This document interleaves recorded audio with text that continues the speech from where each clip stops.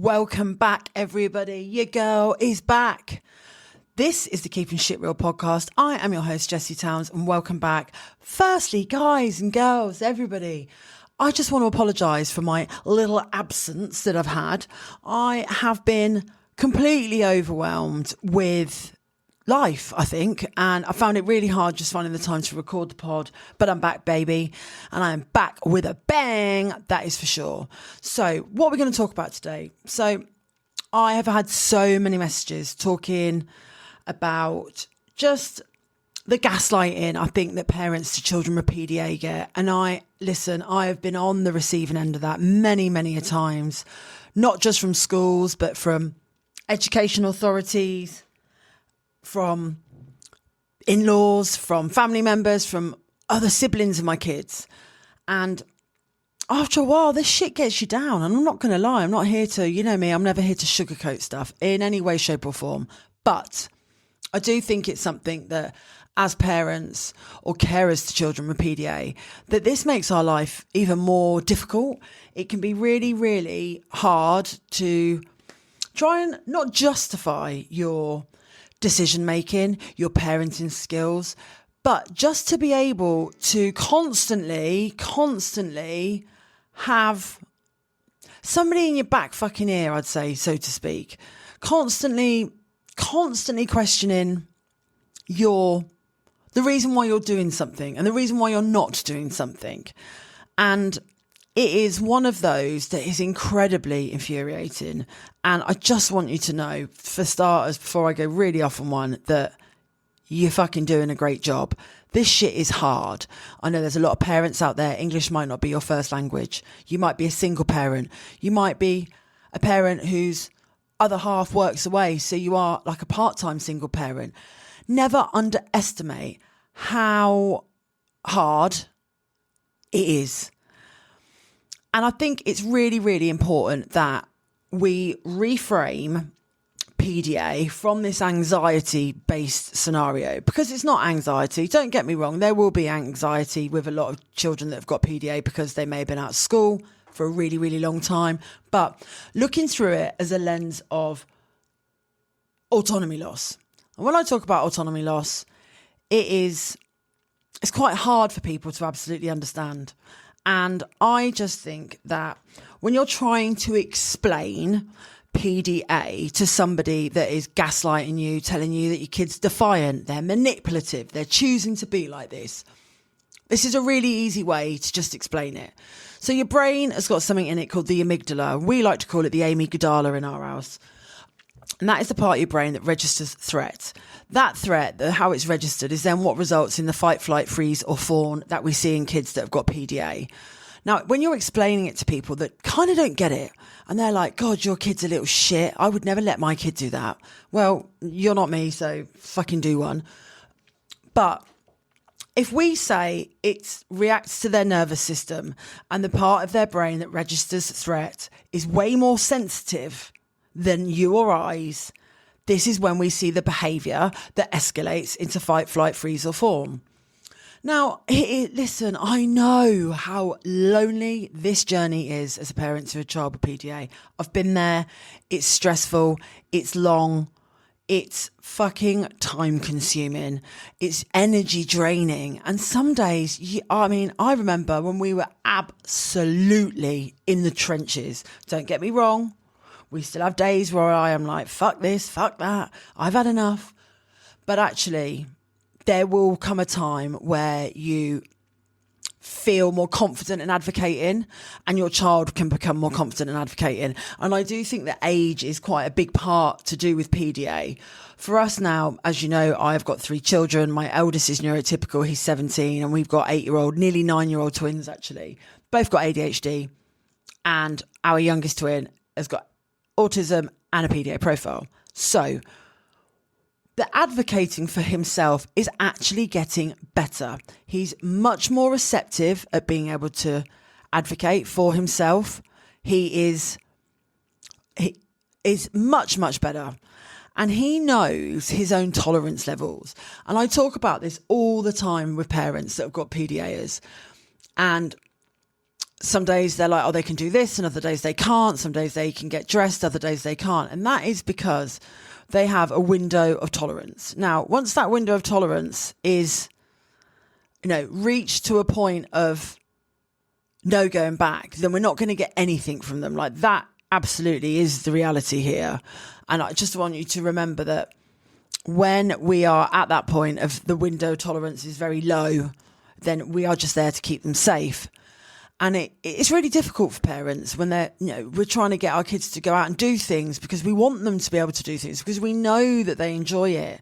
We know that our kids love going to the park, or they love baking a cake, but some days that window of tolerance is really low. And when the window of tolerance is very low, we need to focus on keeping them safe. When the window of tolerance is very high, that is when we can push them to be able to do more. We could maybe try new things. We could go back to doing things that we loved. And I find that when you are constantly being gaslit, it's very difficult to kind of get out of that. I think we always want our kids to be able to try and do new things, but the reality is sometimes they just can't. They don't have it. They don't have the capacity in that day, and that's because their tolerance window is very, very low. And it's worth drawing the tolerance versus demand dial out for people to actually understand. And do you know what I'm going to do? I've actually got a copy of it. I will attach it to the show notes actually for this podcast so that you can see it. And when you see the tolerance versus demand dial and how their window of tolerance affects them, it becomes very easier, I would say, for family members, for other halves to understand maybe why some days they can do something and other days they absolutely can't. And it's one of the hardest things to try and balance, I always think, as for a parent, is the trying to constantly balance all these nervous system activations and accommodations, because one day something could work very well, the next day it's an absolute car crash. And the window of tolerance is like your key. That, and explaining about the threat part of your brain, the amygdala, or as I said, I call it amygdala, is really, really important because it allows other people. We are almost creating an invitation for somebody to be able to understand our child better. That's what we want, isn't it? That's the end goal. The judgy, because, I have felt that I've been judged by my own family members, by my own husband at times, because the way in which I decide to parent my PDA is significantly different from my other children. Good God, if I let my eldest son, when he was 17, give me the middle finger and call me a fucking dickhead, all hell would have broken loose. But actually, as the years have gone on and PDA has become a thing in our house, I've had to become less receptive. I'm still working on it. I'm not going to lie. Like, it is not easy when your child is, calling you a fucking dickhead and giving you the middle finger. But the less we react, the better and calmer the house is overall. And that is what we want, isn't it? That is the end goal. I feel that we all want to live in harmony. We want some sort of peace and quiet with our kids in our house, because it is really, really hard to be able to leave the house some days. It's hard to be able to even brush teeth. And I think one of the really important things to never forget when you've got a child with PDA is that you can be absolutely smashing it, and the next day it's chaos. That's normal, guys. Absolutely is life, and there's nothing wrong with having bad days. And I want to absolutely be here today to absolutely fucking normalise this, that even neurotypical parents have bad days. We cannot be the best parent every single day, day in and day out. And if somebody says that they are chatting absolute shite, because there is no way that anybody's perfect. And if they say they are, maybe you need to think about getting some new friends, because that sort of shite just doesn't whitewash me. And I think it's really important that when we look at nervous system activation and how we can measure capacity buckets and accommodation versus activation, it's really important that we don't give ourselves a hard time. Because this is every day is a learning day. And somebody called me an expert the other day, and I had to refrain from saying, like, listen, I'm not an expert, and I don't claim to be an expert. I claim to be a basic bitch parent that has got a lot of lived in experience of PDA parenting, because these are my personal circumstances. But we talk about co-regulation, and we know the theory behind co-regulation. And then, your child refuses to leave the house, and then we as parents go into full fight, flight or freeze. And basically, then nothing's going to work. Co-regulation, it's so important to kids with PDA. And it's not about knowing that, it's not always about co-regulation of your child. It's about knowing your limits as well as a parent, because we get dysregulated. I mean, Jesus Christ, I get dysregulated all the time. I've got ADHD, and as much as I love loud music, I also cannot bear being in really loud places. So when it's all kicking off at home, I really, really struggle with that. And I do have to say, like, I think this is really hurting my ears. Like, can we calm it down?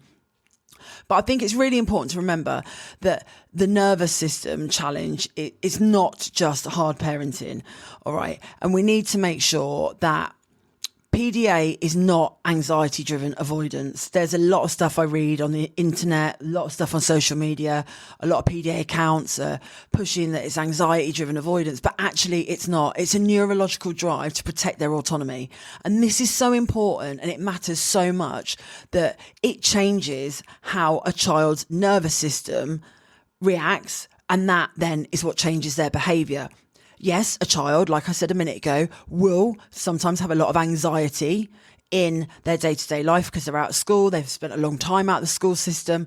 But when we start to reframe a child's nervous system as reading everything as a potential threat to how they are in their autonomy loss, that is when the responses are aggressive. They're unpredictable, they might be violent, there might be a lot of swearing. And that threat is obviously going to activate your own nervous system, because we're human, and that is that part in our own human body and our brain. Even though we know actually what's happening, like, we're smart enough, we know that they're dysregulated, we know that their nervous system's been activated. We know that if you trigger a parent with PDA, it is normally going to end in a bit of a catastrophe. And the reason why we need to kind of try and work out not what's just happening in our body, because the thing is, we carry a lot of invisible loads, don't we, as parents to neurodivergent kids, and probably, dare I say, more for PDA parenting, because we're trying not to activate our own nervous systems, but we're trying to also not activate theirs. Hypervigilance is so important, and it is a survival strategy. I'm not going to lie. We are constantly scanning the next day, the next transition, the next meal, the next TV program, because we want to make sure that we are not activating their state. So there's something called the polyvagal system. Now, polyvagal, I mean, polyvagal is, it sounds like a really hideous word, doesn't it? You spell it Polyvagal. So the nervous system has 3 states in it, not 2. All right. And most people learn fight or flight versus everything else. But polyvagal, obviously it's poly, which means it's got 3 sides, has a third, and that's what changes everything. So you've got the ventral vagal, and that is feeling safe and feeling light and social. So that's when we feel calm, we feel connected, and we're absolutely able to think. You can properly co-regulate, you can problem solve, and you can be present in that moment. And that is when our good parenting generally tends to happen. We're in that ventral vagal, and that's that safe and social part. Then you've got the sympathetic. So that is the fight or flight. And that is when that threat is then detected. You'll notice probably your heart rate starts to go up. You're starting to get a little bit more anxious. You're getting more aggravated. And that's when the behaviour that you would see for us as parents is we're probably going to get a bit snappy, a bit shitty, start to get, maybe your voice is starting to raise, you're starting to shout a bit, and which is very, very familiar on a really shitty PDA parenting day. But then you've got the last bit, which is called the dorsal vagal. And that is when it goes into shutdown. So that's when we have too much for too long. I'm sure we've all been there. I was in burnout, and that's when that dorsal vagal is activated. You've checked out, you can't be fucked anymore, you can't feel much and everything. Sometimes it can look like depression. But when we're dealing with a child's autonomy drive, that means that their nervous system is frequently in that threat detection mode. So it's just basically, it's going to pulls our nervous system into that sympathetic state of the polyvagal system without a single big incident. And the thing is, you can, and this is so important to remember, that you cannot think your way out of a nervous system state.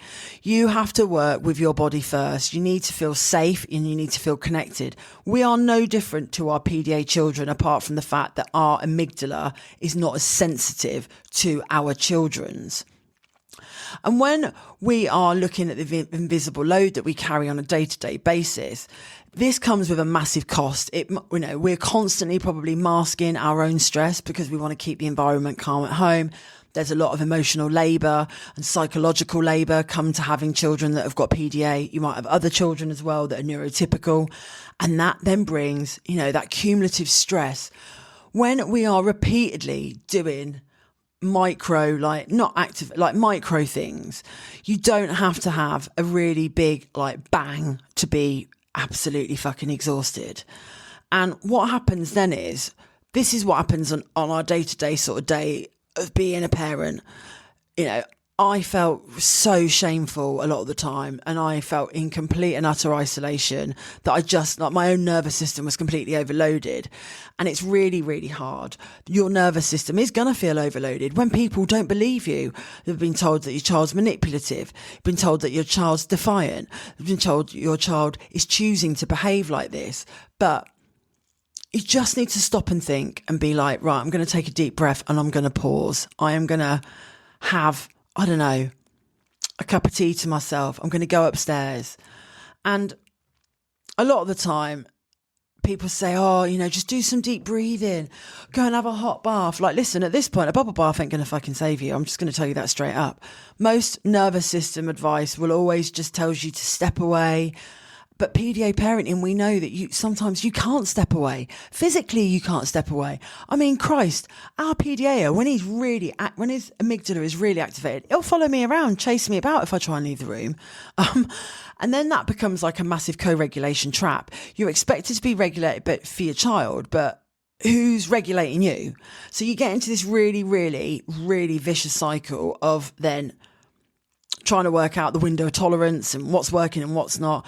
And PDA can chronically narrow your own window of tolerance. And this is why so many do I say willpower? Yeah, willpower-based strategies will never work. If you and your nervous system is in survival mode, thinking from the top down, it ain't going to work. I hate to tell you this. It's not going to work. And it's not about being told that we need to be more self-disciplined, what we need as parents is more access to safety. Now that safety needs to be people that understand us, people that get this fucking crazy roller coaster ride that we have and that we are on. And I just think please, if you're listening to this, just don't give yourself a hard time. This shit is hard and we are absolutely all in this together. And in terms of your own nervous system support and what realistically fits a life when you've got a child with PDA, it is not about a massive intervention. It's not about a massive achievement. It is about a micro, a little thing, a little moment that you can name there and then that is an achievement. And a lot of the time, it's really, really hard to be able to do that. And building your own safety is really, really difficult. But I think when we notice afterwards that something has happened, don't beat yourself up. We're not debriefing, we're not processing, we're just returning our state of mind and our mental health back into its baseline of where it should be. And co-regulation is not perfect. It's never going to be perfect. Being a slightly more regulated parent is still way more powerful than one that isn't. And that within yourself when you are regulated and when you're not. And I think sometimes long term, finding somewhere, somebody, some people, whether or not it's a community, it's Instagram, it's a Facebook group, it's a group of mums or parents that you've met. When you feel believed and understood, or in a space like this, I run a PDA community. I've got a following on Instagram, and I share things, tips and strategies and education and support to help parents, because I've said this many a times, until I started my Instagram page, I had heard of PDA. I was very aware of it at this point because my son was obviously in burnout. He was in mainstream school. And there was a part of me that I felt so alone. I felt so alone. I felt so misunderstood. I kind of felt really angry at the world because I was like, why me? Why my fucking family? I've never heard of this. I'm struggling. I need help. My nervous system was activated. It was absolute, utter hell for a while. And it's one of those that finding your people is what your nervous system needs. And chronic nervous system, like dysregulation, you're not being weak, all right? And I don't want you thinking that you failed, because you haven't failed. Of course you haven't failed. It is not a failure for saying that I need help. By far from it. It's the biggest thing that you can do is reaching out to somebody and saying, you know what? I am fucking struggling. This is hard. And I just don't know how or what I can do anymore. And it's when we recognise that when we are asking for help, that actually the biggest change will come. As I've said many a times, I felt very alone in my journey with PDA parenting. I really did feel that nobody understood it. I was very on a pity party for one flex. I very much felt that nobody understood me, that nobody got where I was coming from. And I felt so alone. And at times, when you feel really, really alone, you're constantly trying to not activate your nervous system. You are trying to regulate yourself. And regulating yourself is really, really hard. Like, of course it is, You might have been at home with your PDA for like a couple of years, and obviously you're fighting all these different people. You're constantly form filling in, and it is really, really hard. But finding your people is going to make you feel seen, heard and validated. And I just can't stress that enough. And that's it for the week. This is it. I feel like I'm back on form now with the pod. I feel like I've got my mojo back. Mojo? Is that the right? Yeah, I've got my mojo back. I felt kind of a little bit, I don't know. I felt like I had a bit of imposter syndrome. It's probably a bit of RSD. For those of you that don't know, I've recently been diagnosed with ADHD. And for me, I've always known that there was something not quite right about me. That sounds really mental, but I've always kind of known that I'm not your average girl. That is a fact. And anybody that knows me personally or knows me off my Instagram, like, I am very, very outspoken. Without thinking a lot of the time, but I'm also very passionate. But I had really bad imposter syndrome. And I kind of felt like maybe podcasting wasn't the thing for me. But actually, I've just been sat here and I was just thinking it's so important that as a community that we are constantly supporting and validating each other, because it is a long, hard, stressful slog when you've got a child with PDA. Like I said, I feel that maybe the older PDAs get, the better they are at advocating. So if your PDAs are quite small, they're younger, on the infant side of age, then it's very, very difficult anyway. And I just don't want you to ever forget that you are doing an amazing job. This shit is hard and we are all in this together. That's it for this week. If you want basically a badass group chat with live trainings every single week, come and join the PDA Parents Circle. It's going to be linked in the show notes. I will also link the window of tolerance versus demand dial so that you can read that also, because I think that is really, really helpful when you are trying to advocate for yourself and for your child with PDA. That's it, guys. Bye for now.